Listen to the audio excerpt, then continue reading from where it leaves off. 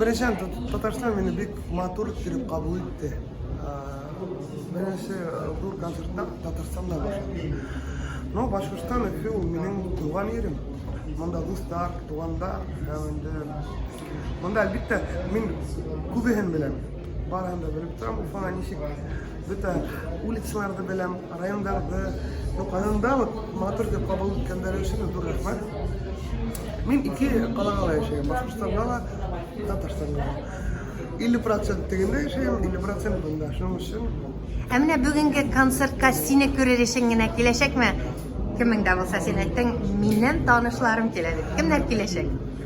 No, kilirge teşleri, elbette o benim eşeğim, benim mama. Turmuş ipteşin katını kileme? O, tak, kile mi kile?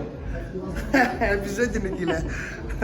O kilde benim ben birge. Bet kazandan Başkıstan'da birge kildik. Hemen de benim bir günde öyle kile bir birge. Elin!